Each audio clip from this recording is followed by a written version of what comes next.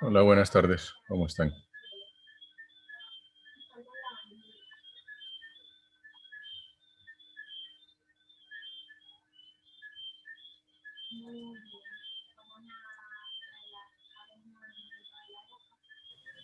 Buenas tardes, profe. Fíjense. Bien, gracias.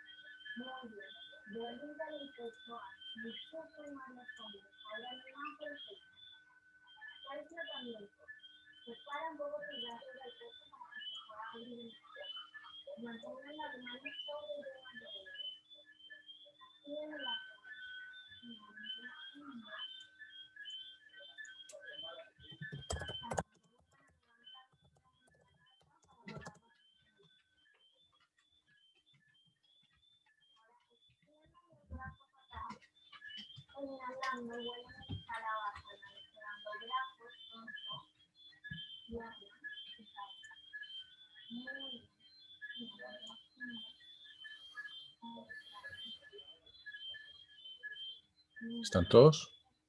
No, faltan todavía. Bueno, ¿quién me recuerda qué teníamos para hoy?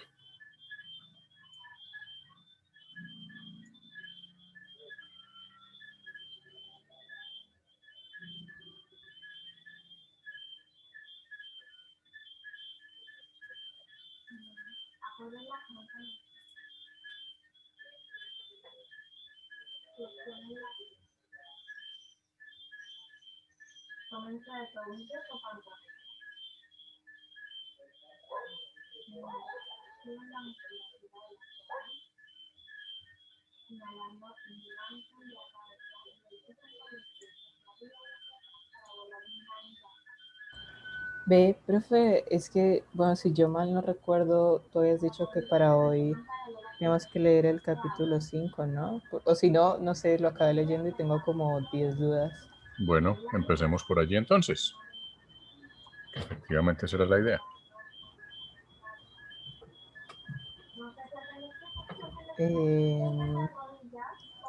Ay, profe, es que es tanto que no sé por dónde empezar. Pues empezar por la primera. Es que no entendí la respuesta a entradas no periódicas. Respuesta a entradas no periódicas.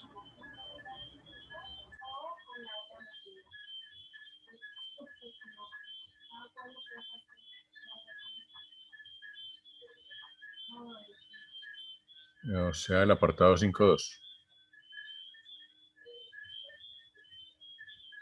Sí, al 5.2. Sí, profe, sí, porque tampoco entendí las periódicas.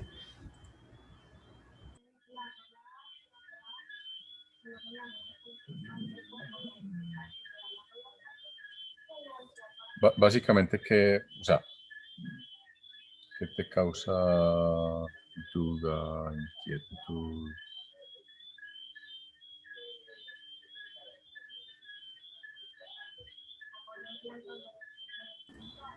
Perdón, profe, ¿qué dijiste? ¿Cuál es exactamente como o sea, en qué parte estás como enredada o pegada? De momento ya me vuelvo a esa parte. Profe, Dime. empezando el libro, empezando la sesión 5.1, dice Sí. que el sistema no sea necesariamente causal. ¿Cómo a qué se quiere referir ahí? ¿Se acuerdan cuál es la diferencia entre un sistema causal y uno no causal? No, profesor, no. Bueno, el sistema causal es un sistema cuya salida depende única y exclusivamente de la entrada presente o pasada. Es decir, que entrega una salida cuando tiene una entrada. El sistema no causal, que también se le llama sistema anticipativo, es un sistema que puede entregar una salida aún antes de que aparezca la entrada. Ah, listo, entiendo. Listo. El asunto es que en sistemas de comunicaciones, en sistemas digitales en particular, tenemos muchos casos prácticos de sistemas no causales. Algo que hay que tener en cuenta es que en sistemas continuos los sistemas causales no existen por, por la forma como, al menos en nuestro mundo físico. No nos metamos con teoría cuántica, ni con agujeros negros, ni con similaridades, ni con singularidades, ni con cosas de esas. En nuestro mundo físico, en los sistemas continuos, no existen sistemas no causales. En los discretos, sí. No recuerdo si alguna vez les di estos dos ejemplos, pero se los menciono. Un sistema no causal muy utilizado en sistemas de comunicaciones es una cosa que se llama el algoritmo de Viterbi, que es el decodificador de códigos convolucionales. Y el otro ejemplo son los reproductores de disco compacto y de MP3. Por la forma como se implementan los algoritmos de decodificación del audio en el caso del MP3 o del disco compacto,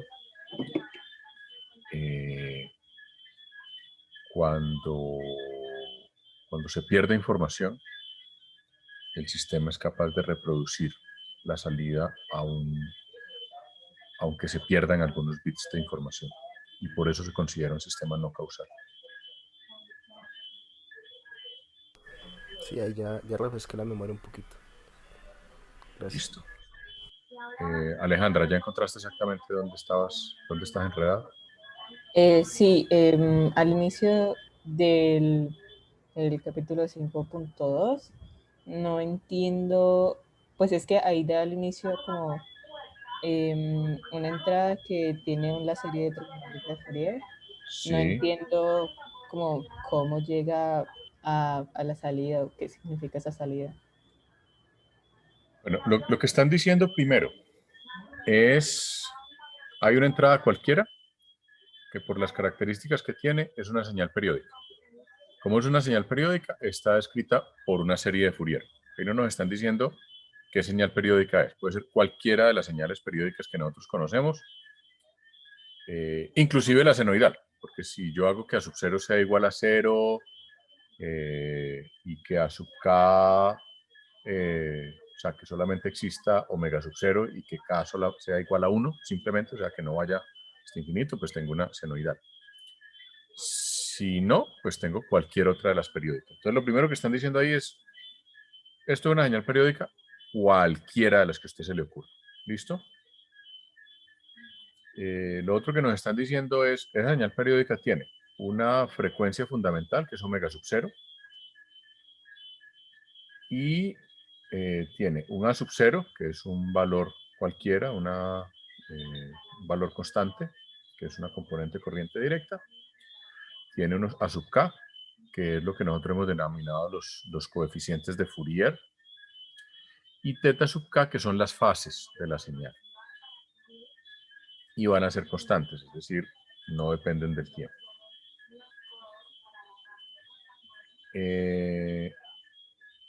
Lo que me están diciendo aquí es que para un sistema, y aquí hay que tener en cuenta la propiedad de convolución. lo que me están diciendo aquí es, mire, yo tengo un sistema que tiene una respuesta al impulso h de omega, ¿sí? Y tengo una señal que tiene esta forma en el dominio de la frecuencia. Si yo le pongo esa señal a ese sistema, la salida y sub 0 o y de t va a ser el resultado de la convolución entre x de t y h de t. En el dominio de la frecuencia es una multiplicación. Entonces lo que me están diciendo es, mire, cuando yo multiplico a sub k coseno de k omega 0 de t más teta sub k por h de omega 0, entonces esa multiplicación va a ser, por otra propiedad de la transformada de Fourier que también vimos, va a ser a sub k por h de k omega sub 0. Lo que están haciendo aquí en este caso, perdón un segundo, yo comparto mi pantalla para que vean lo que estoy Sí, ya, mostrando. yo estoy así lo mismo.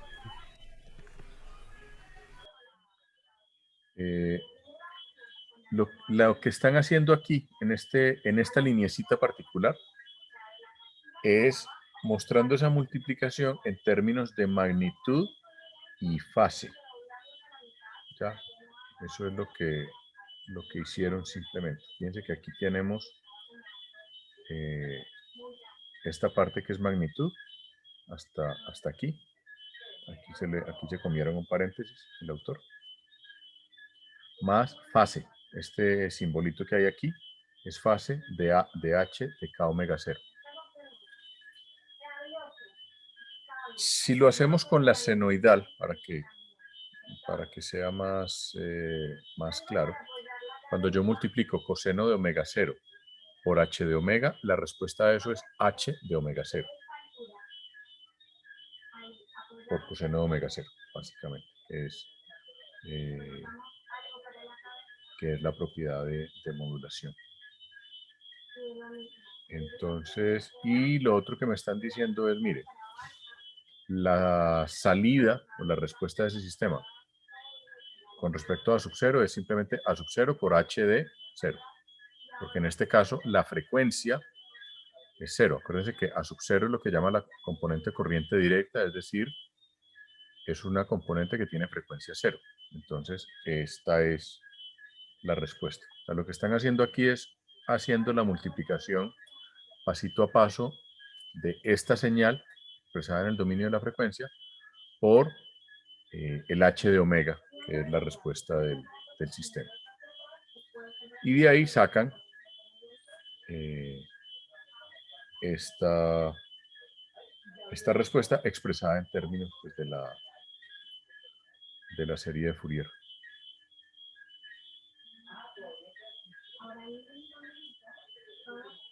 ¿Sí es más claro ahora o igual?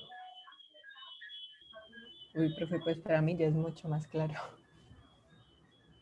Listo. Esa era la primera duda. ¿Cuál era la siguiente? ¿O cuál es la siguiente?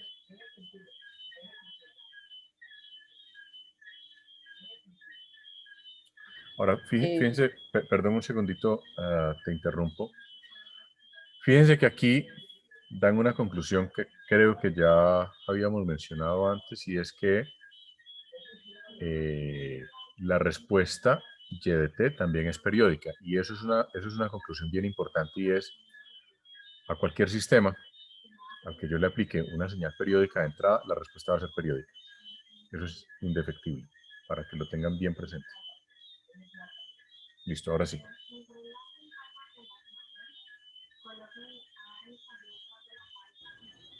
Ya, es que luego, cuando pasa al ejemplo 5.5, que es la respuesta del circuito RC a un pulso,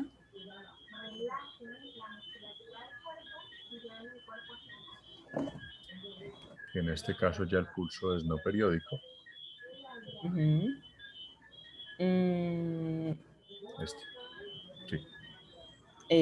Sí, pero es un poquito más abajo, mi duda. Es en los gráficos de la página 236. el circuito RC. Ok, listo.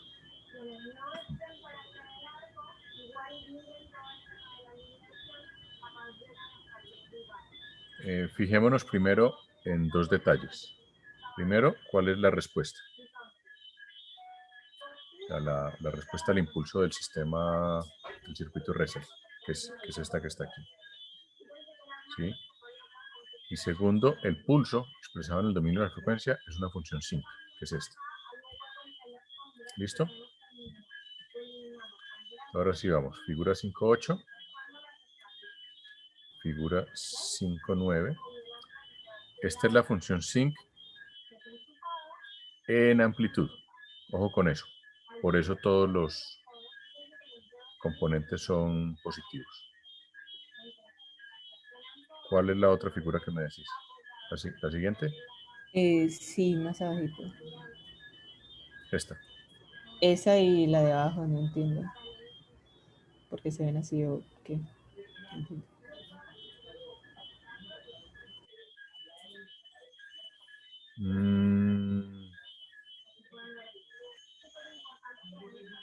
Ya, listo. Lo que están mostrando las dos figuras es la respuesta con diferentes valores de resistencia y condensador, básicamente para diferentes valores de esta relación 1 sobre RC.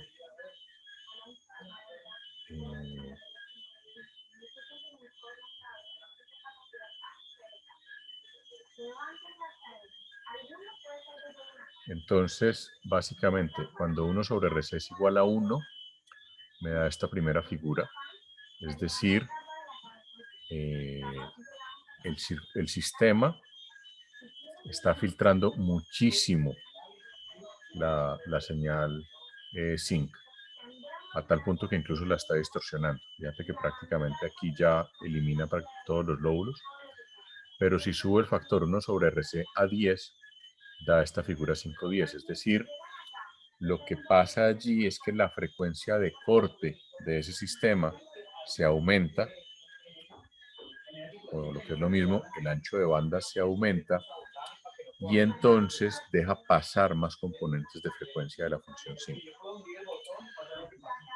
Recuerden que como esto es una función pulso en el dominio del tiempo, la transformada de Fourier de esta función, que es finita en el dominio del tiempo, tiene dos características. La primera, pues que es la función sinc, y la segunda, que es infinita en el dominio de la frecuencia. ¿Ya? Y el sistema RC es básicamente un filtro pasabajos con una frecuencia de corte que depende del factor 1 sobre RC. Entonces, en este caso, como el factor 1 sobre RC es un factor bajo, entonces, pues, recorta muchísimo. Hasta me está quitando energía de la señal en componentes bajos de frecuencia. Cuando aumento por un factor de 10, el factor 1 sobre RC, la estoy multiplicando por 10 el ancho de banda del sistema, entonces, pues, tengo una respuesta mucho más parecida a la función sinc. Esto es algo que ocurre con cualquier señal de comunicación que atraviesa un canal de comunicación. Y con lo que yo tengo que tener muchísimo cuidado es con que mi canal de comunicación tenga suficiente ancho de banda para que la señal a la salida sea más parecida a esta que a esta.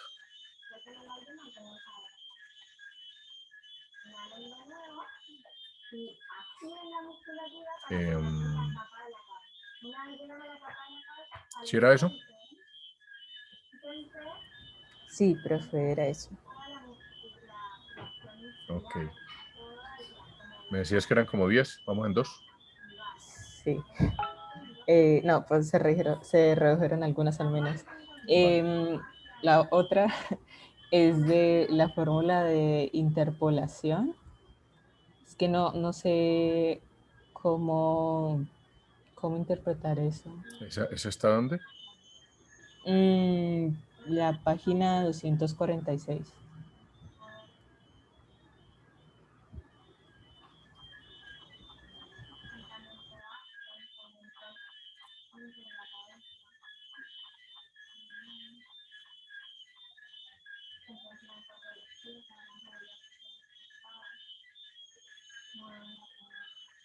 Figura 5.18.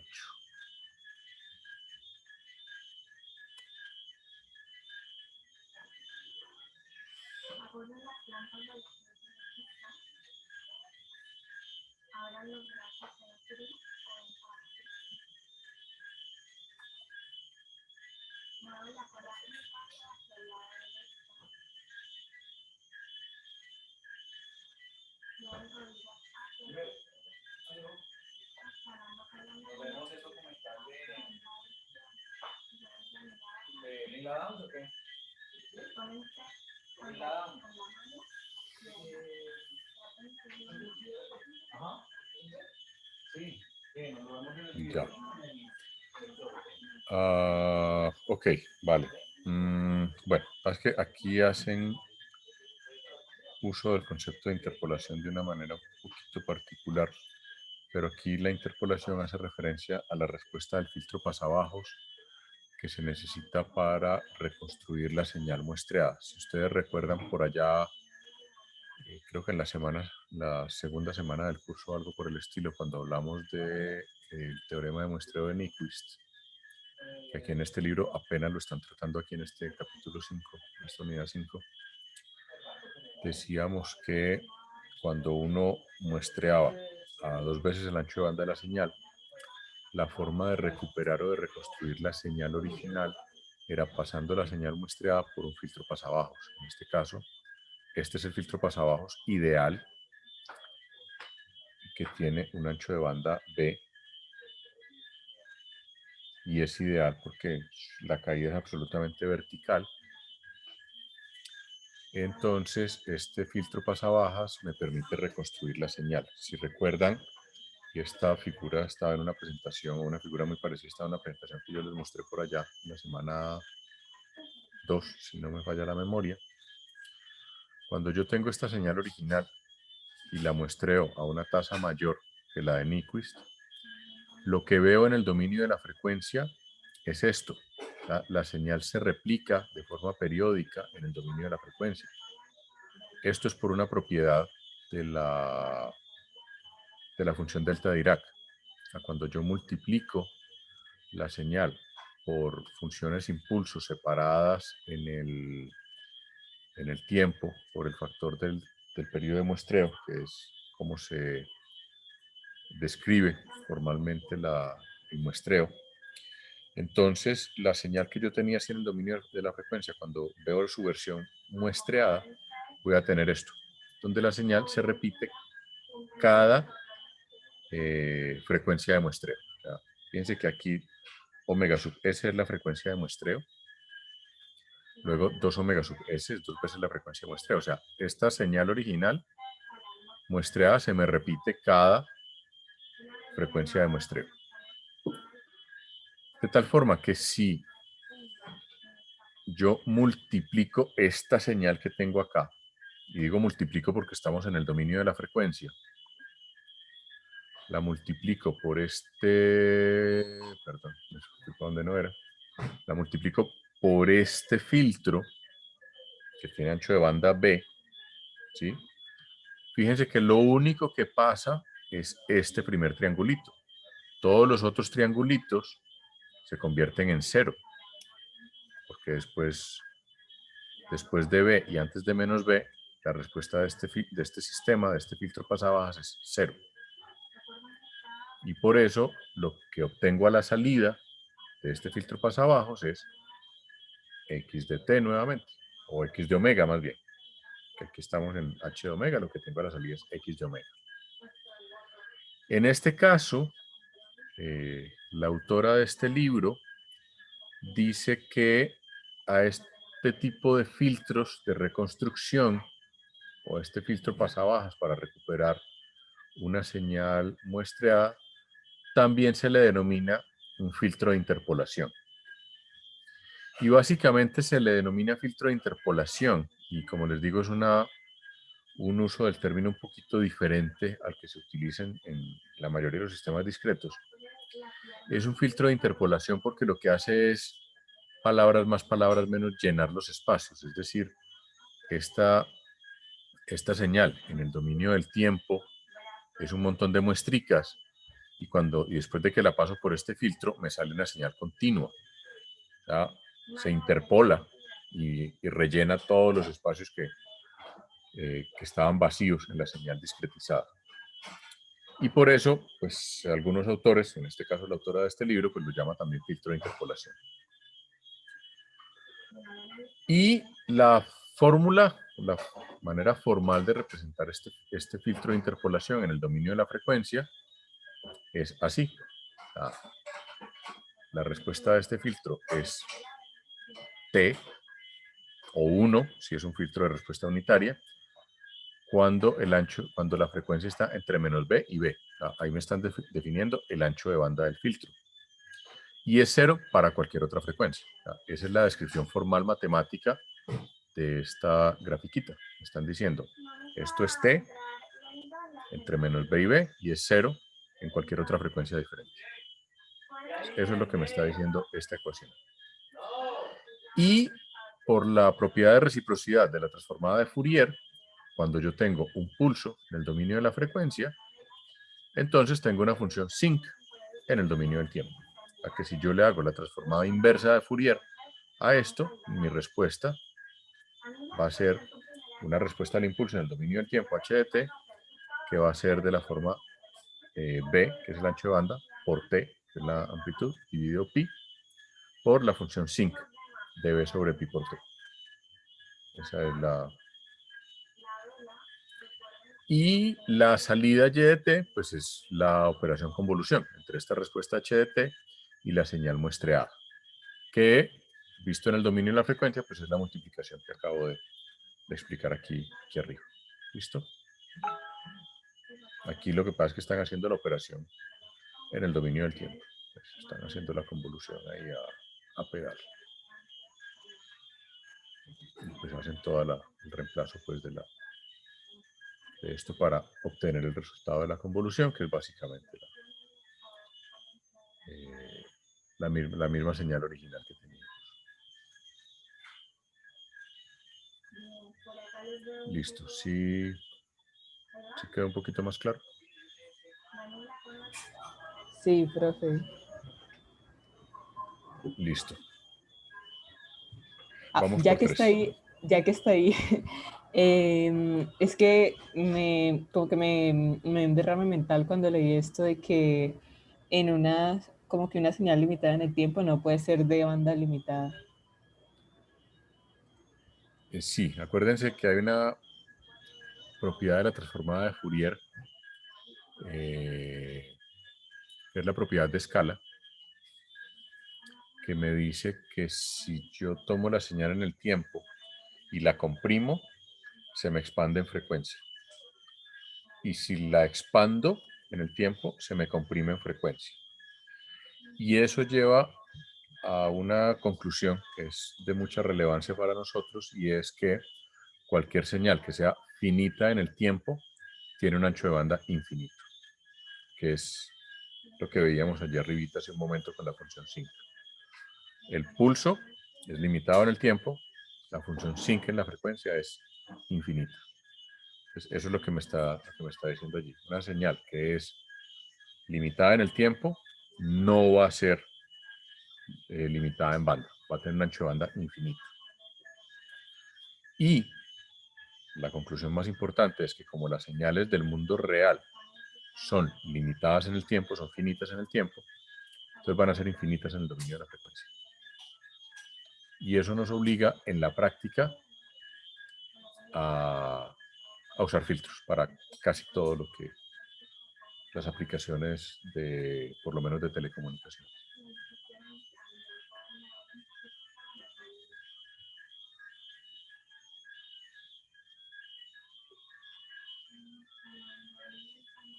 Profe, pero entonces cuando dice lo de banda, ay no, ¿cómo es?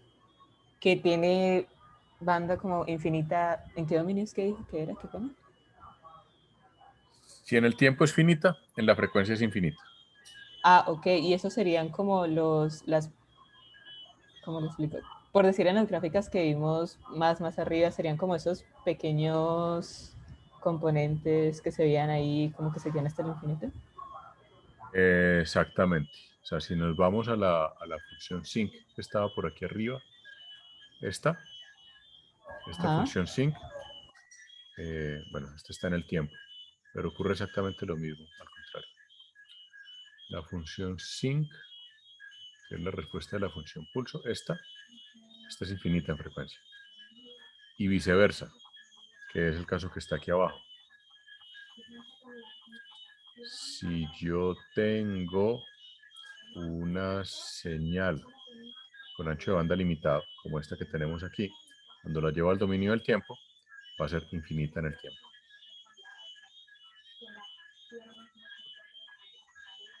Esa es una relación que tienen que tener muy presente ustedes, porque como les digo, en el mundo de las telecomunicaciones esto es pan nuestro de cada día. Todas las señales que nosotros utilizamos en la vida real son señales limitadas en el tiempo. Por esa razón, siempre, si yo quiero discretizar una señal, lo primero que tengo que hacer es filtrarla para poder limitarla en frecuencia. Si no, no voy a poder.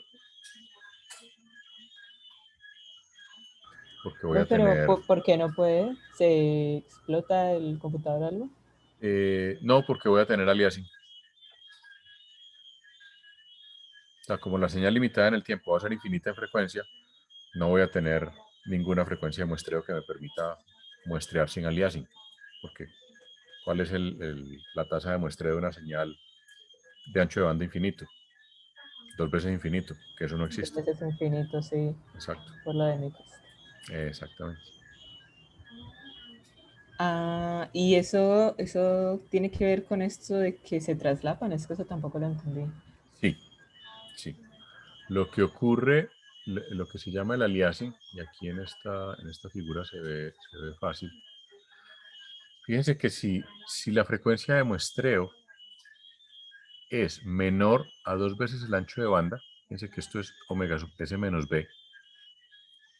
Si esto es inferior a 2 veces el ancho de banda, esto se empieza a traslapar aquí. O sea, si omega sub s es igualito a 2 veces el ancho de banda, estas dos se alcanzan a tocar aquí. O sea, estos dos triangulitos se me juntan aquí en este punto. Y si omega sub s es menor que 2 veces el ancho de banda, entonces se me empiezan a juntar los triangulitos y se me empiezan a traslapar. Es lo que se llama aliasing. Que eso lo habíamos visto.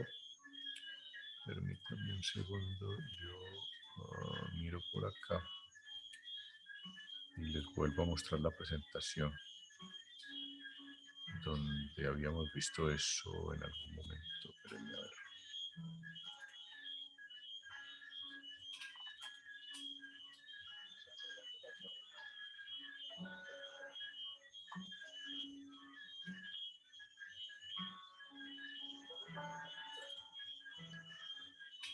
Si es esta, no es esta.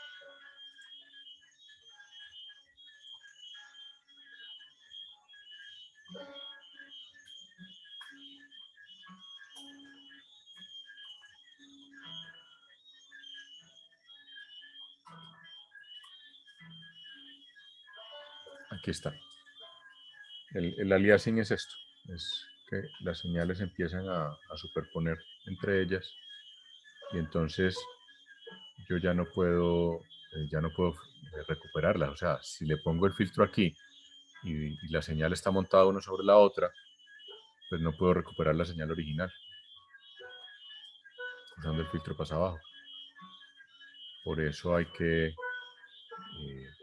muestrear a una tasa ojalá mayor que la de Nyquist. Porque además hay otro detalle. Aquí estamos suponiendo que el filtro pasa abajo es un filtro ideal, o sea que tiene un corte perfecto. En la vida real, pues el filtro no tiene esta forma tan chévere. El filtro usualmente tiene una caidita. Entonces, ahí eso me puede, para poder recuperar esta señal sin que se me meta información de la otra, pues lo ideal es muestrear a una tasa superior a la de Nyquist. Por eso en los sistemas de audio, si ustedes miran todos estos sistemas MP3, Deezer, Spotify, etcétera, o cualquiera de estos, siempre la tasa de muestreo para la mejor calidad es como de 44.100 kilohertz, que es un poco más de 2 veces la tasa de Nyquist.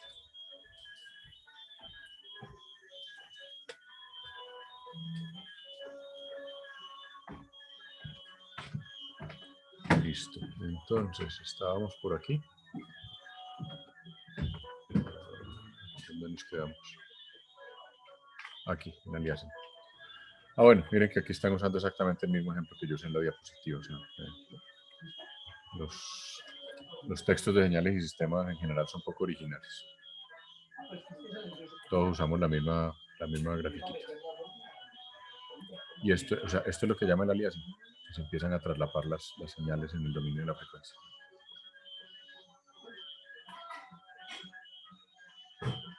¿Esa era la duda? Sí, profe, esa era. Listo. Vamos como en 5, creo. A ver. Sí, más o menos. No, pero ya que se acabó. Es que un poquito más abajo dan un ejemplo del filtrado de voz. Ajá, ahí. Bueno, entonces es que pues ahí calcula la frecuencia de muestreo con lo de Nyquist, ajá, lo entiendo, y luego el intervalo de muestreo también lo entiendo. Y también entiendo que si yo tengo un ancho de banda, o sea, como que entre más amplio sea, pues más caro hacer transmitirlo. Pero como que no sé si pueda sacar alguna relación similar con el intervalo de muestreo, como, o sea, es que yo pensaría como que entre mayor sea el intervalo de muestreo, pues más caro será transmitirlo, pero no es como que pareciera eso con los resultados que muestran aquí. No, porque en la medida que vos, o sea, reducir el intervalo de muestreo significa aumentar la frecuencia de muestreo. Mientras más alta sea la frecuencia de muestreo, pues lo de más caro o más barato hace referencia a cuánta capacidad necesito en un canal de comunicación digital para transmitir esa información. Porque mientras más muestras por segundo tome, más bits por segundo voy a requerir para transmitir la información. Por eso se habla de que sea más caro transmitirla. No estamos hablando realmente necesariamente de costo en plata, sino de costo en capacidad de canal. Ahora, aquí me parece importante hacer una pequeña acotación histórica, y es que normalmente en los sistemas de transmisión de voz se filtra la voz a estos 4 kHz y luego sí se hace el muestreo. Lo que hace que en los sistemas de transmisión de voz normal, de cualquier sistema de telecomunicaciones, de esto que estamos usando en este momento, de un teléfono celular, etcétera, pues no sean muy aptos para transmitir música, porque se pierde muchísima calidad por ese filtrado que se hace. ¿De dónde salen esos 4 kHz? Eso tiene una razón histórica muy particular y viene de los primeros cables submarinos que se tendieron entre Estados Unidos y Gran Bretaña, por allá hacia la primera década del siglo XX. Después de que se inventó el teléfono, por allá a finales del siglo XIX, se empezó a popularizar el teléfono, pues se empezaron a tratar de hacer comunicaciones telefónicas interoceánicas, entre continentes. Y se tendieron unos cables submarinos que originalmente comunicaban Nueva York con Londres. Después fue con París y así sucesivamente. Hoy en día esos cables submarinos existen, solo que hoy en día son fibras ópticas. Pero en esa época eran cables de cobre. Y como eran cables de cobre con múltiples pares de cobre, y por cada par de cobre iba básicamente una conversación, encontraron que aparecía un fenómeno que se conoce en inglés como crosstalk. La traducción al español sería como conversación cruzada, pero no hay como una traducción muy adecuada al español. Pero el efecto es que cuando yo estaba hablando por teléfono,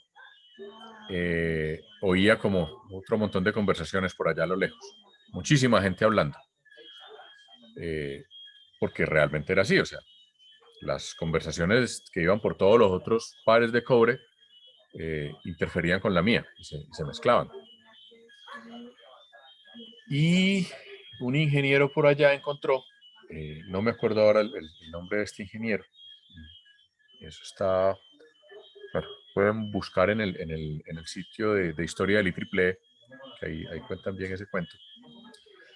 Pero ese ingeniero descubrió que poniendo unas pequeñas bobinas a la entrada de los cables, se reducía ese efecto de crosstalk. Y esas bobinas, palabras más, palabras menos, lo que hacían era reducir. Bueno, él empezó a jugar con las bobinas hasta que logró que eso se redujera pues, a niveles aceptables. No totalmente imperceptibles, pero aceptables. Y esas bobinas lo que hacían era filtrar, y filtraban a 4 kHz.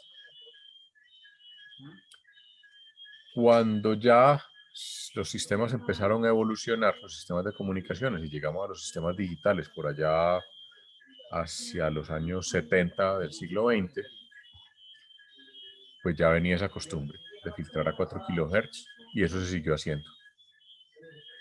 Y lo que tenemos hoy en día es que se sigue haciendo. O sea, la voz se filtra a 4 kHz, se muestrea, realmente se filtra a 3 y piquito. Se muestrea a 8 kHz y se transmite en forma digital. Entonces, por eso es el más caro, más barato. Si yo quiero transmitir audio de alta calidad, o sea, los 20 kHz, pues necesito muestrear a más de 40 kHz, que viene siendo, no me acuerdo cuántos microsegundos.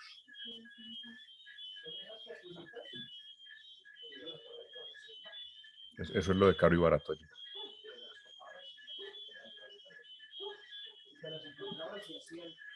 Y como dice allí abajo, en muchísimas aplicaciones la señal no se puede filtrar sin que se pierda información. En el caso de la voz, se pierde información. Pero lo que se busca con las señales de voz es que, aunque se pierde información, pues la voz sea, uno, inteligible y dos, distinguible. Cuando digo distinguible es que la persona que está al otro lado del canal de comunicación pueda distinguir una voz de hombre de una voz de mujer y sea capaz de distinguir cuando le hablan diferentes personas. Pero lo más importante es que se pueda distinguir voz de hombre de voz de mujer. Para eso incluso existe un estándar que se llama el Mean Opinion Score. Cuando se están probando sistemas de algoritmos de codificación de voz, de compresión de voz, la forma de determinar qué tan bien funciona el algoritmo es con un estándar que se llama el Mean Opinion Score, y es poner mucha gente a escuchar y a calificar la calidad de la voz que están escuchando. Y con eso pues se miden, incluso hoy en día, la calidad de los codes. Entonces por eso por eso lo que dice aquí. En muchísimos casos, cuando yo filtro, elimino información. Y lo que debo garantizar es que después de filtrar tenga suficiente información o suficiente energía de la señal para que al otro lado pues, se pueda reconstruir adecuadamente.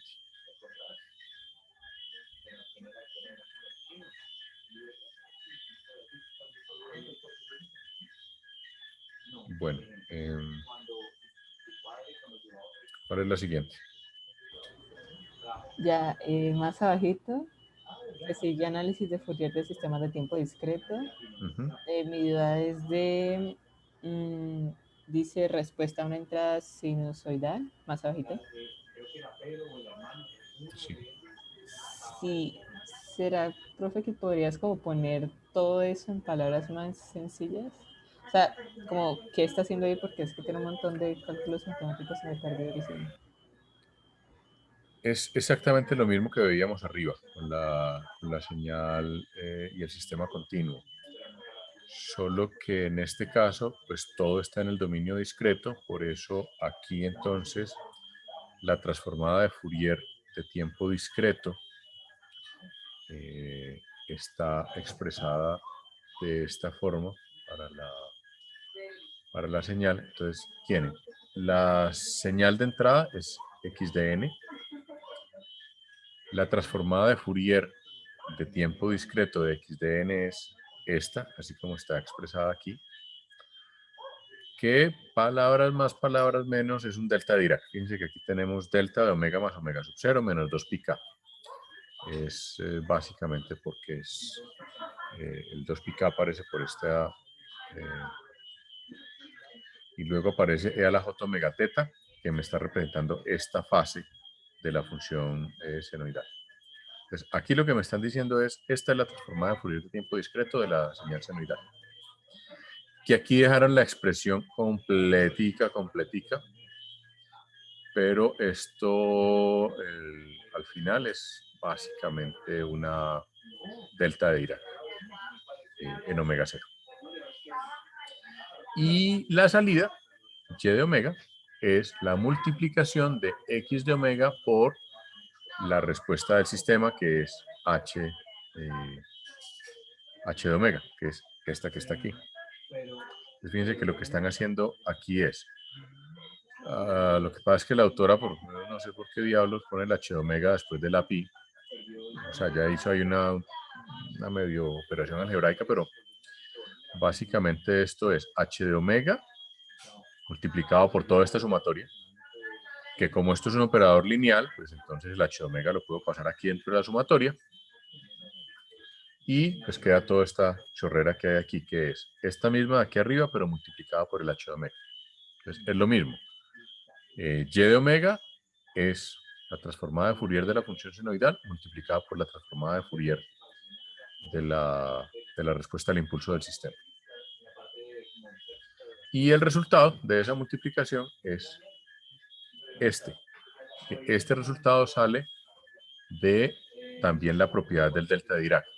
Cuando yo multiplico h de omega por delta de omega 0, el resultado es h de omega 0. Es una propiedad del delta de Dirac, que es lo que aparece aquí. En este caso es... bueno, en este caso es h de menos omega. Ah, ya. Listo. Sí, en este caso al hacerlo en el dominio de las frecuencias es h de menos omega 0.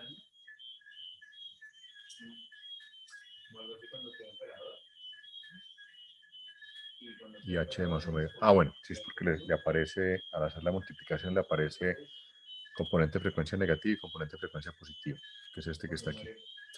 A nosotros el que nos interesa generalmente es este, el positivo. En la práctica, a uno a veces hasta se le olvida que el negativo existe. Pero bueno, formalmente, si vamos a ser rigurosos, pues hay que tenerlo en cuenta. Yo es que usualmente lo omito. Pero, digamos, siendo uno juiciosito, pues hay que poner la expresión completa. Y aquí, esto que nos está mostrando aquí es la propiedad de modulación expresada en el mundo discreto. Si se acuerdan, cuando hablamos de la propiedad de modulación, yo les dije, mire, usted toma una señal x de t, la multiplica por una señal cosenoidal, y el resultado va a ser que esa x de t va a aparecer en la frecuencia de la señal senoidal, en el lado positivo y en el lado negativo. Y eso es exactamente lo que nos está mostrando esta ecuación de aquí. Nos está diciendo, mire, estoy multiplicando una respuesta, un sistema cualquiera, lo estoy multiplicando por una señal senoidal, y la salida de eso es una señal senoidal en el lado negativo de la frecuencia y la misma señal senoidal en el lado positivo de la frecuencia. En este caso la frecuencia es omega 0, que es la frecuencia de la senoidal.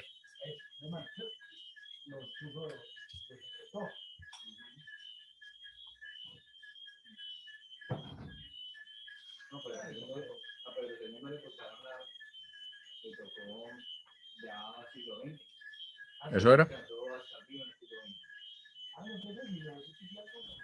¿O Swahili? Vale, No, no, no.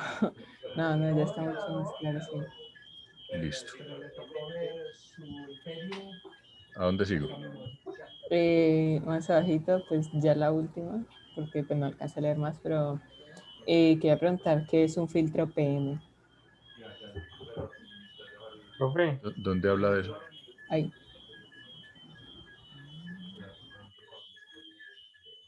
Sospecho que es un filtro modulador de fase, pero...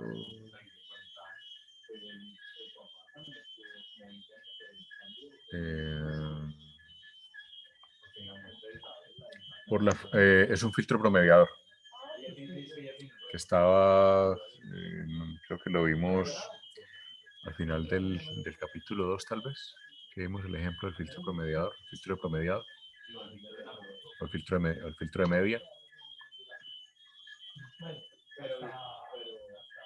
O sea, es un filtro promediador, básicamente. Filtro que saca promedio de la señal. Creo que lo trabajamos con el ejemplo de la bolsa, si no estoy mal, ¿cierto?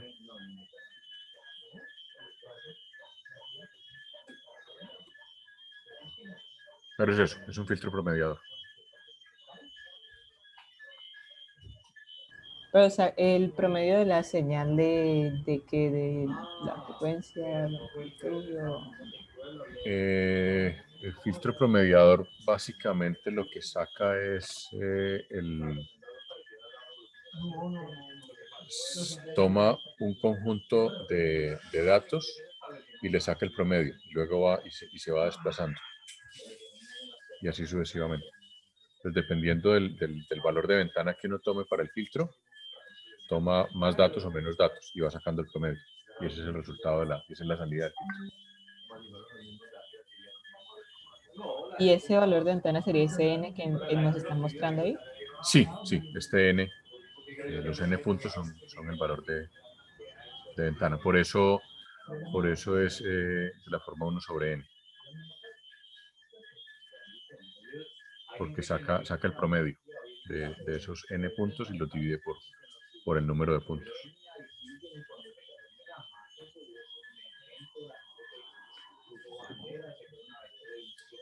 Y lo que están haciendo aquí es sacar la respuesta en frecuencia de ese filtro. Y luego sacan pues la respuesta en frecuencia.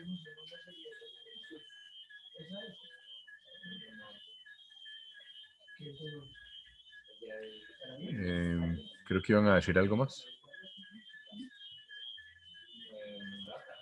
profe, yo quería hacer una pregunta. Dime.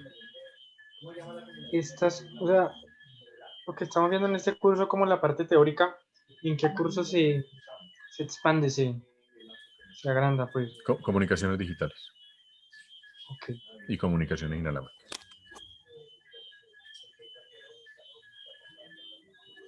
O sea, están como las bases, ¿no? Como Estas son las bases teóricas, fundamentos. estos son los fundamentos teóricos de todo lo que tiene que ver con comunicaciones, con sistemas de comunicación.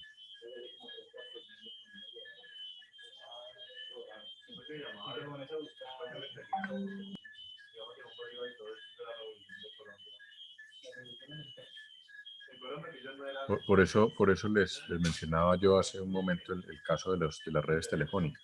Pues, que a eso se llegó. Ahora, aquí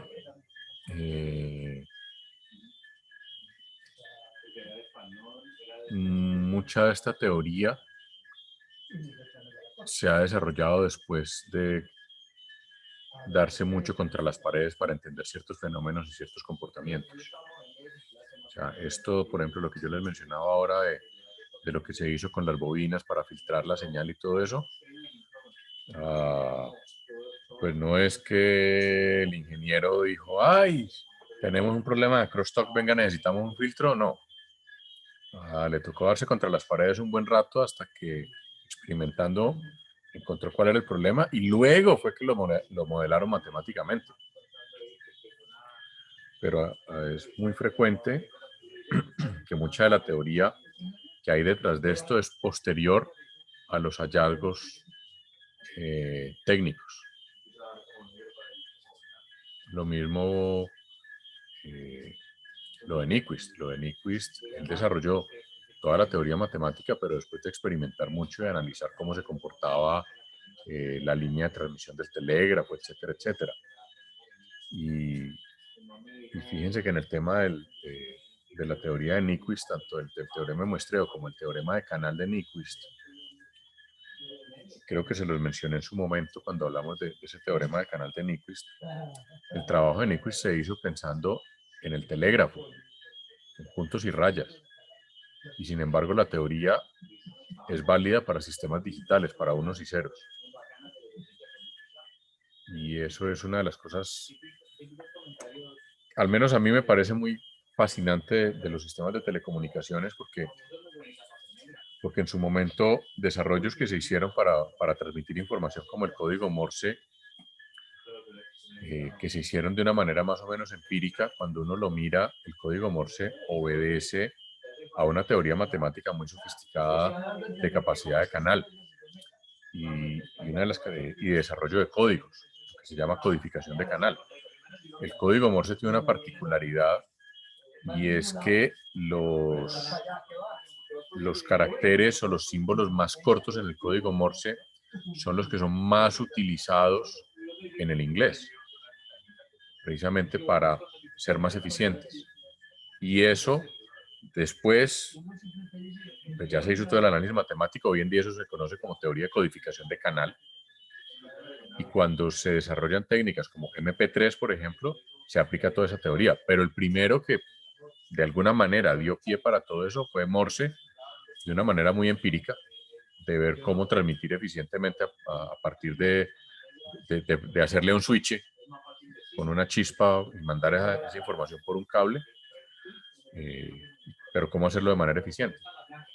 Luego Nyquist lo que vio era pues cuál era la máxima velocidad a la que se le podía dar ese switchecito para poder que la información no se perdiera en el camino, de acuerdo a las características de ese canal de comunicación, que en ese momento eran unos cables ni siquiera de cobre, los cables de comunicación del telégrafo, en sus inicios eran cables de hierro.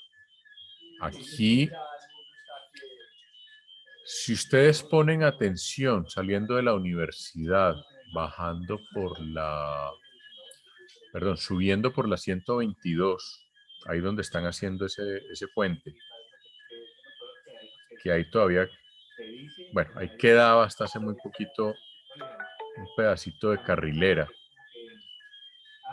Ahí, al menos hasta hace algún tiempo, yo no sé si con la obra los quitaron, quedaban todavía unos pedacitos de postes de telégrafo, el telégrafo que se utilizó aquí en Colombia hasta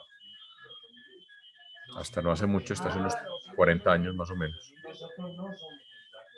Y en algunas zonas donde todavía hay carrileras, si ustedes van de aquí hacia Buga, por ejemplo, cuando uno pasa por Guacarí, al lado de la estación de ferrocarril de Guacarí, todavía se alcanzan a ver los antiguos postes de telégrafo y se alcanza a ver el cablecito de lo que era el telégrafo antiguamente.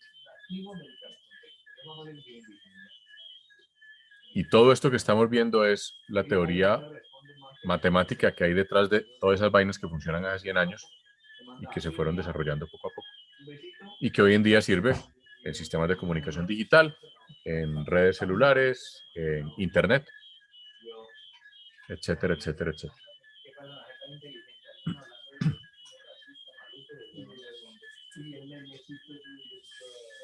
Bueno, ¿qué otra duda tenían por allí?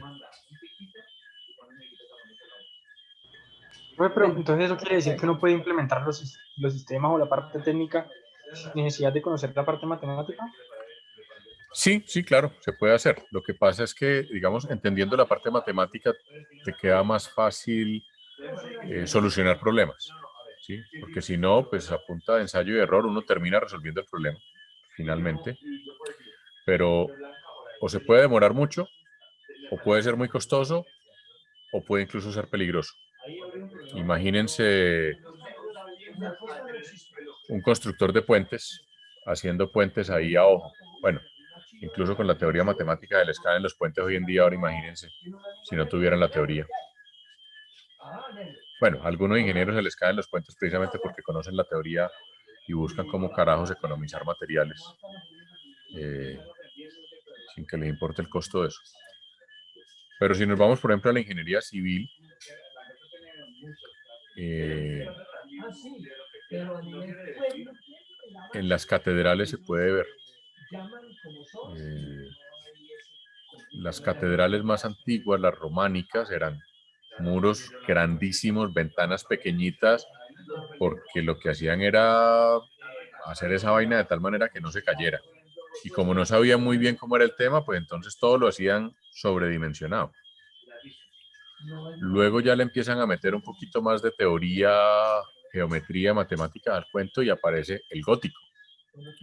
Y si ustedes miran una catedral como la de Notre Dame, van a ver que los ventanales son grandes, las columnas son ya delgaditas, estructuras mucho más parecidas a las que vemos en los edificios modernos. Porque ya en ese momento, digamos, la teoría matemática había evolucionado suficiente. Entonces, la respuesta es sí, uno puede hacer que las cosas funcionen sin conocer la teoría matemática, pero conociendo la teoría, pues se puede entender mejor cómo funcionan ciertas cosas y resolver ciertos problemas. Hoy en día, que ya conocemos la teoría, pues se nos facilita mucho la vida.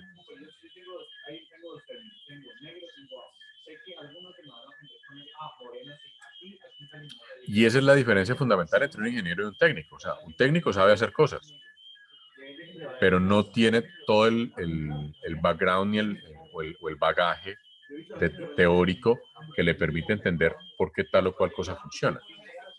Pues, lo que suele ocurrir con un técnico, por ejemplo, que va a reparar una nevera, pues la nevera tal tiene esto y esto y esto, y si le cambio esto, pues, y si se dañó esto, le cambio esto, funciona. Pero si se le dañó esto y le cambio esto y no funcionó, hasta ahí llegó el hombre. Porque en general no tiene, digamos, el conocimiento que sí tiene un ingeniero de empezar a decir, bueno, aquí qué carajos pasó.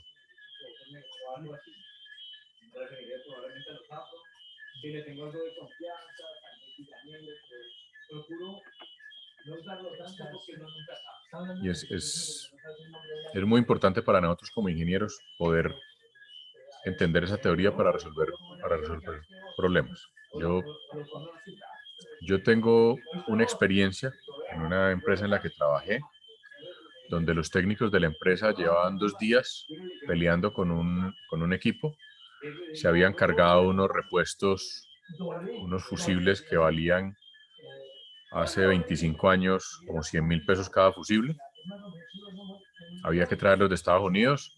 Ya tenían 3 de repuesto, se habían cargado 2 porque no sabían qué diablos estaba pasando.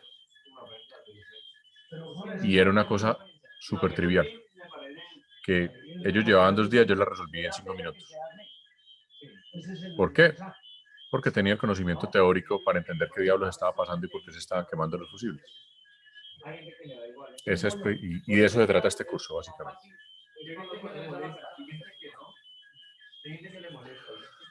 Bueno, ¿alguna otra duda, pregunta, inquietud? No, pues profe, yo tenía unas, pero con las de Alejandra creo que ya las resolviste. Igual me va a tocar, como estuve ausente un momentico, me va a tocar volver a ver el video para ver en qué momento respondiste, pero sé que respondiste lo que yo tenía pensado. Pues si querés soltar alguna, a ver si ya la respondí o no la respondí. Ya discutieron sobre el análisis de frecuencia del circuito RC, ¿cierto? Creo que sí, yo alcancé a escuchar un poquito que mencionaron. Discutimos algo sobre la respuesta en frecuencia del circuito RC, sí. Supongo que estás preguntando de las figuras 9 y 10. Espérate, ya te digo. O sea, 5, 9 y 5, 10, si no estoy mal.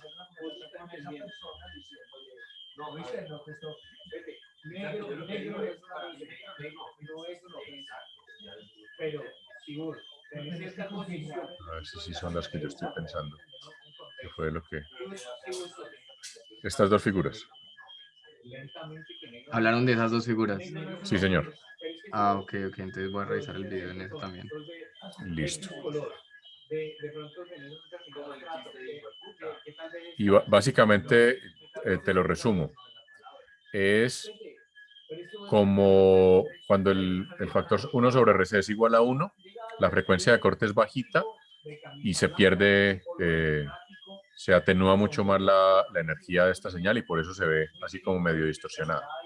Cuando se cambia el factor 1 sobre RC a 10, se aumenta el ancho de banda del filtro y entonces ya la señal pasa mucho, mucho menos filtrada y por eso se ve mucho más parecida a la función sync original. Sin embargo, de todas formas hay algo de distorsión. O sea, si comparas esta con la original, hay algo de distorsión porque de todas formas se está filtrando. Tendría que ser que el 1 sobre RC fuera mucho más grande para que filtrara menos. Tendría que ser mucho más grande, pero de todas formas, como esta señal es infinita en frecuencia, por mucho que aumentes el factor 1 sobre RC, igual va a haber algo de pérdida, porque de todas formas el circuito RC tiene un ancho de banda limitado y esta señal tiene un ancho de banda infinito.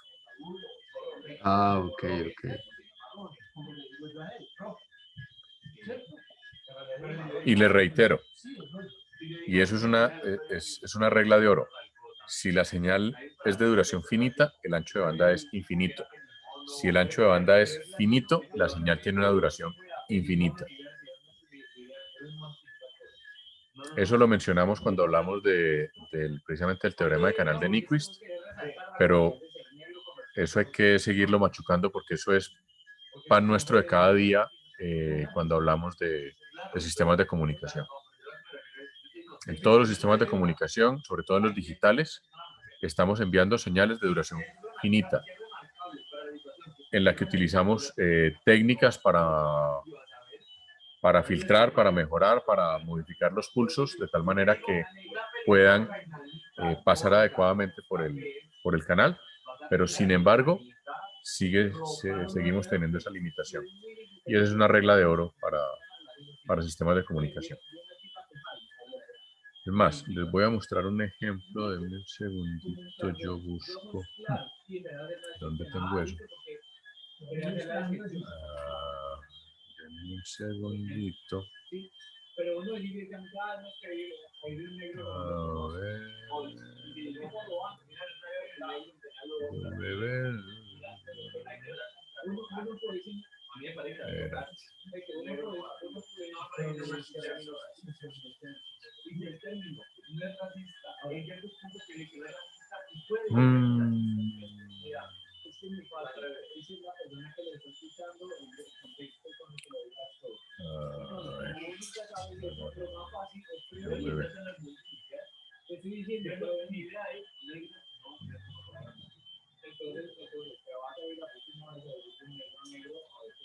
A ver si es este, que no me acuerdo bien.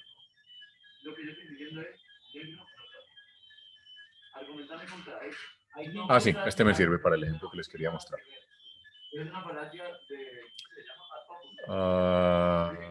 Bueno, no, aquí me está faltando algo.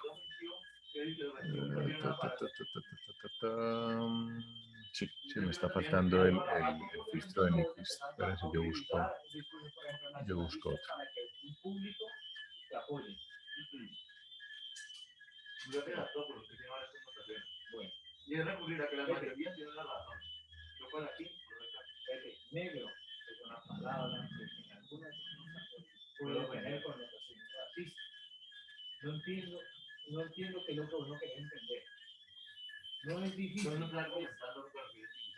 No, este tampoco es. Denme un segundito.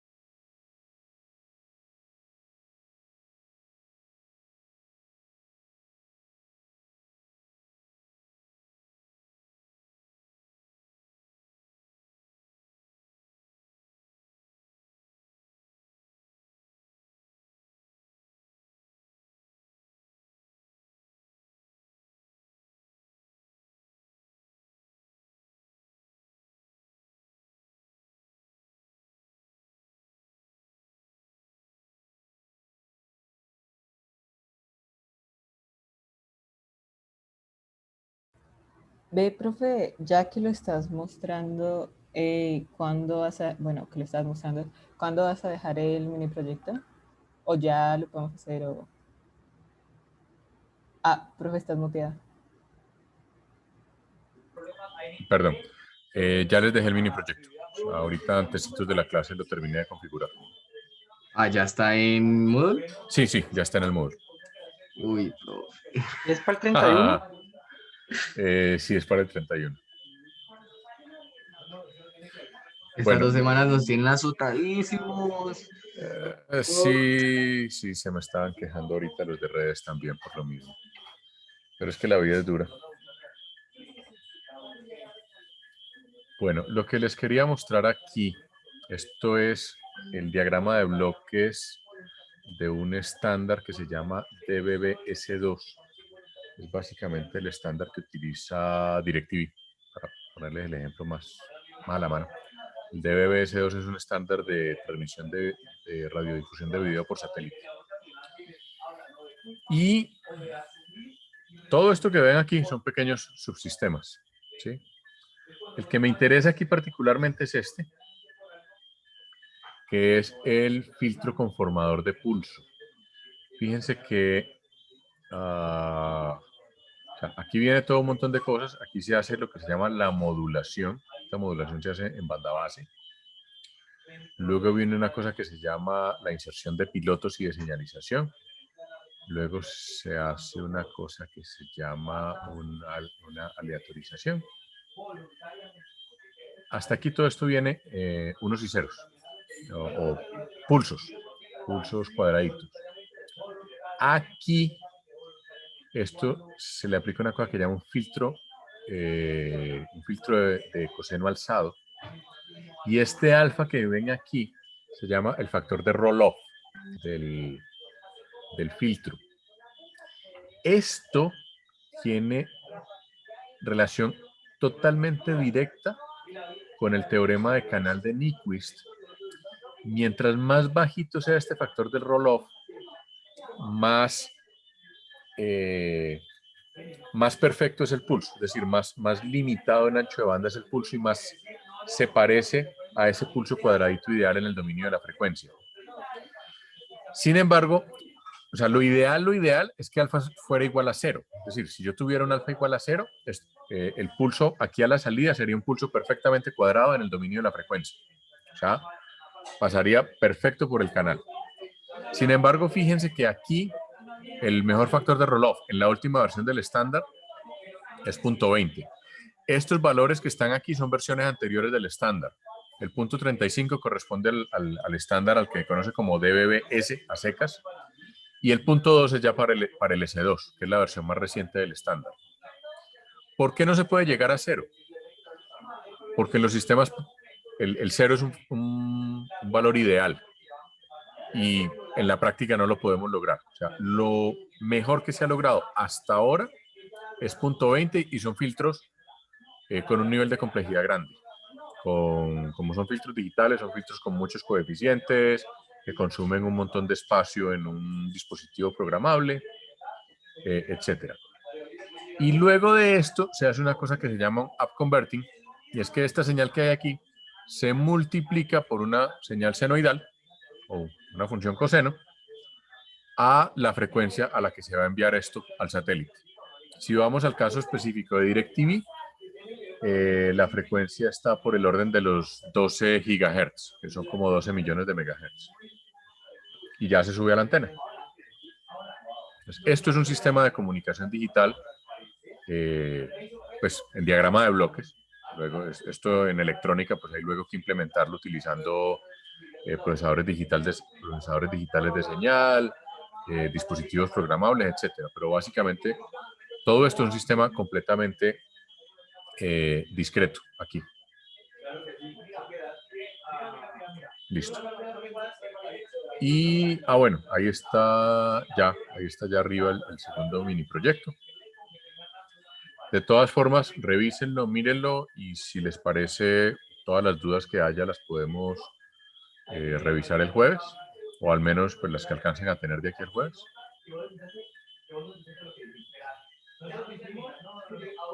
Y luego... Profe, el taller Señora, es en grupo o es individual.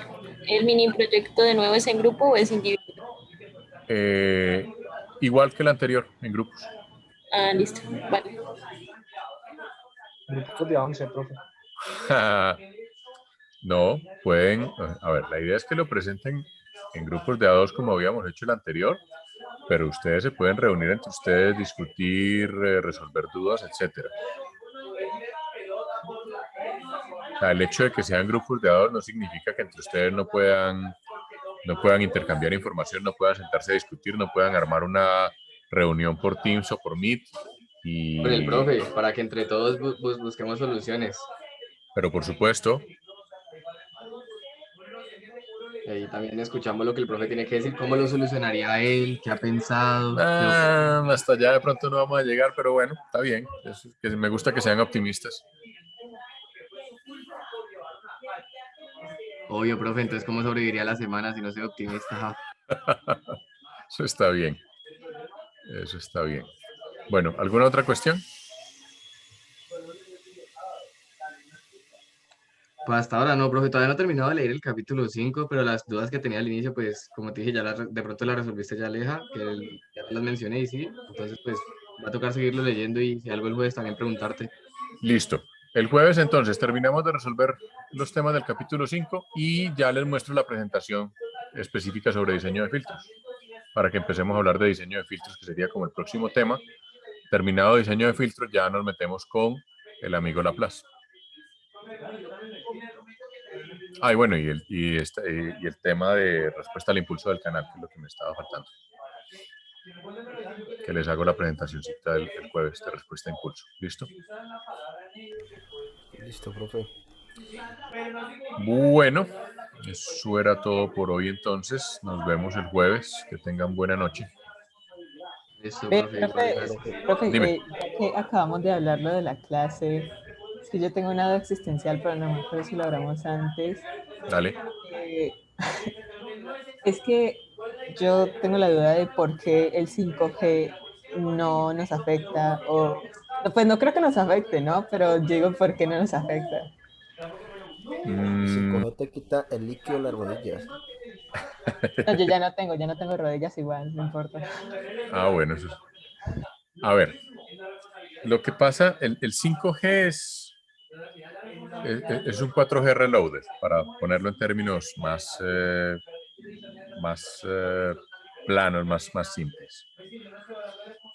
La única diferencia del 5G con el 4G es que utiliza anchos de banda mayores, las señales que transmite, pero también utiliza potencias menores. Ahora, las normas que hoy en día existen sobre radiación no ionizante, que son las ondas de radiofrecuencia, no solamente 4G, 5G, sino radio, televisión, microondas, radioayudas, Wi-Fi. O sea, todo eso cae dentro de lo que se conoce en el mundo de radio como radiación no ionizante. Entonces, el 5G, como les decía, lo que tiene es mayor ancho de banda, pero en este mundo de la radiación no ionizante, lo que hoy en día se conoce es que si el nivel de potencia total de las señales en todo un rango de frecuencias muy grande no excede un cierto nivel, o sea, si la energía no sobrepasa un cierto umbral, se considera seguro. De acuerdo, ¿qué tal hablando de OnlyFans en el chat? En fin, muchachos, voy a hacer de cuenta que no vi eso, aunque pueden ganar mucha plata según dicen, pero en fin. Entonces, les decía que lo que se mide es el nivel de energía. Hay una norma que se llama la recomendación de la I2, la K.100 de I2T, que dice, mire, los niveles seguros son estos. En este rango de frecuencias, si usted no excede este nivel de energía, está bien. Y hasta donde se conoce, no debe causar ningún ningún problema. En 5G lo que se hace es garantizar que no se exceden esos valores de energía. Y cuando los organismos de control, en el caso colombiano, la Agencia Nacional del Espectro, va a hacer medidas, no va y mide 5G o 4G, mide todo el rango de frecuencias para ver que en un determinado sitio no se excedan los niveles. Si yo pongo una antena de lo que sea, radio, televisión, 4G, 5G, y después de que yo ponga esa antena en los alrededores donde hay público general, o sea, donde hay gente, se exceden esos niveles permitidos, entonces a ese que instaló la antena nueva le toca empezar a bajarle potencia hasta que cumpla con los requerimientos. Eso es lo que dice la normativa actual. Ahora, hay que decir también que esto no es algo sobre lo que se haya dicho la última palabra. O sea, en este tema de radiaciones no ionizantes todavía hay muchos temas abiertos, muchos temas por investigar. Incluso hay una bioingeniera catalana, no me acuerdo ahora cómo se llama, tiene un video en YouTube muy simpático en el que en cierta forma tiene razón, porque los modelos que se utilizan para hacer estas mediciones de radiación dentro del cuerpo y todo eso, para medir a uno qué tanto le calienta la cabeza un celular cuando lo tiene ahí pegado cuando lo tiene pegado a la oreja, son unos modelos que utilizan solución salina para imitar pues, el tejido humano. Y ella lo explica en ese video de una forma muy jocosa diciendo, pues para los modelos que se utilizan hoy en día todos somos globitos de agua salada. Y va uno a ver, y sí, realmente es un gel, pero finalmente es gelatina con sal. ¿Que hay que mejorar esos modelos? Sí, hay que mejorarlos. Se está trabajando sobre eso. Se están haciendo pruebas utilizando carne de cerdo. Los cerdos son muy similares a nosotros. Digamos, la distribución de tejido graso, carne y demás de los cerdos es muy parecida a los humanos. Por eso los caníbales siempre dicen que la carne de humano sabe como a cerdo. No me consta, pero bueno.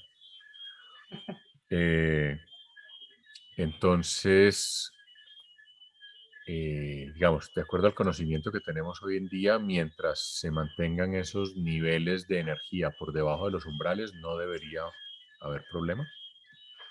Pero es un tema que tiene de ancho y de profundo lo que quieran y falta muchísimo, muchísimo por investigar y por aprender. ¿Qué cosas se han dicho?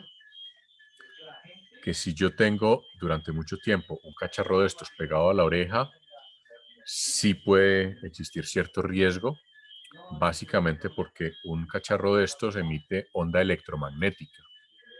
O sea, hay campo eléctrico y hay campo magnético.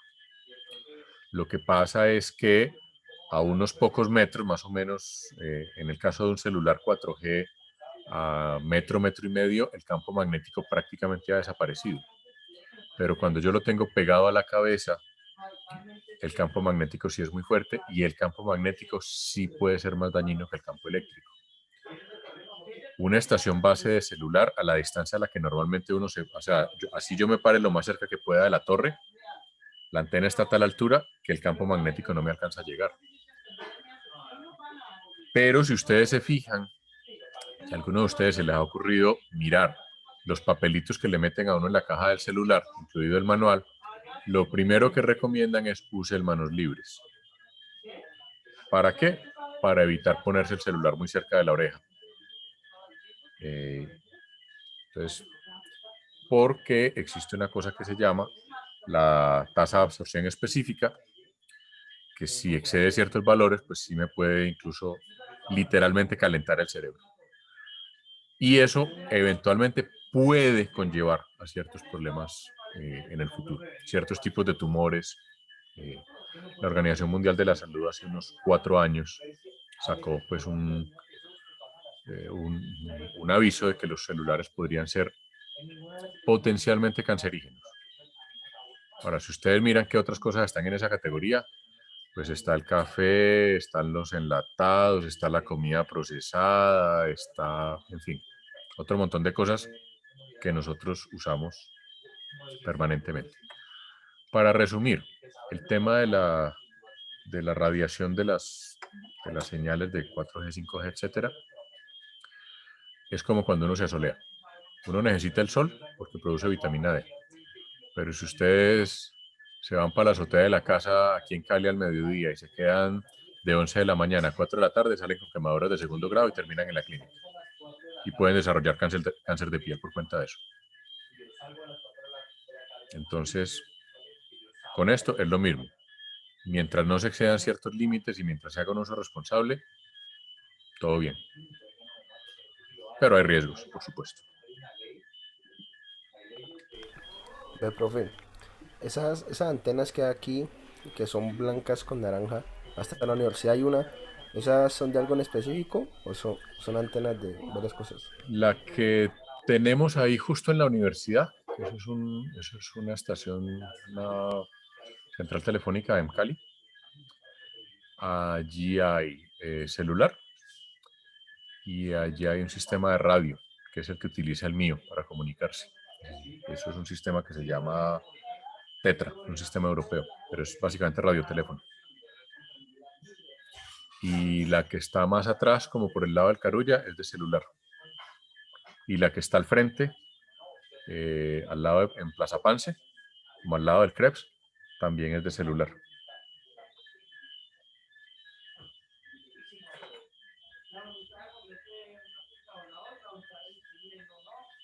La mayoría de las antenas de las torres que vemos dentro de la ciudad, la gran mayoría son de celular, con algunas excepciones. Hay una que otra de televisión, hay unas cuantas de emisoras de FM por ahí, de FM comunitarias, pero la gran mayoría son de celular. Ve, profe, ¿y vos puedes identificarla solo con ver la antena? Sí, pues es que yo ya tengo suficientes años trabajando en esto y con trabajo de campo que ya, pues, ya uno va desarrollando práctica.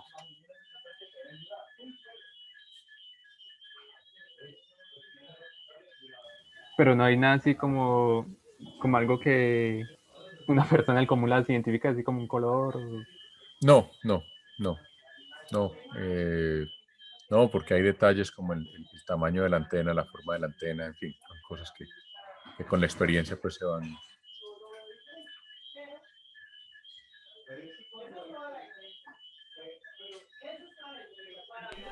Ve, profe, ¿y uno con quién se comunica para que pongan esas antenas? Por acá en el barrio necesitamos una. La señal es re mala. Se puede poner eso se llama una PQR en la Comisión de Regulación de Comunicaciones. Creo que es crs.gov.co la página, si no estoy mal.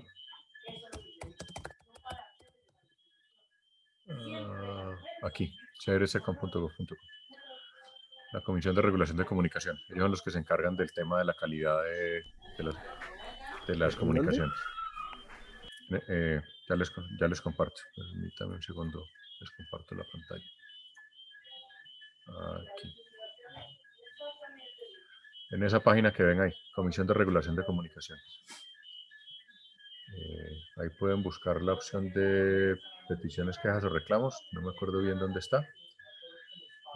Pero ahí está todo el tema de... O sea, ellos son los que se encargan de velar por lo que se llama la calidad del servicio. Entonces, si no hay buena cobertura en una zona, entonces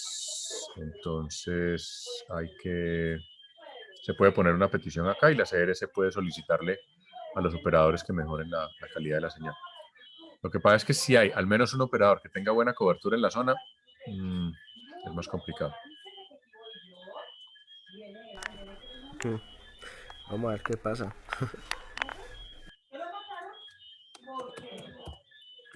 Cualquier cosa me cuenta. Yo les digo que conozco a Navarro y que me tienen que poner la antena. Si lo decís en la ANA, de pronto te hacen caso, en la CRC no mucho.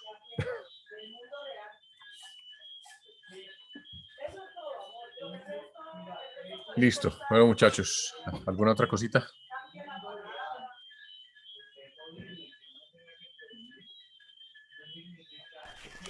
No, por el momento no. Bueno, entonces nos vemos el jueves. Listo, profe. Gracias. Vale, que estén bien. Chao, chao.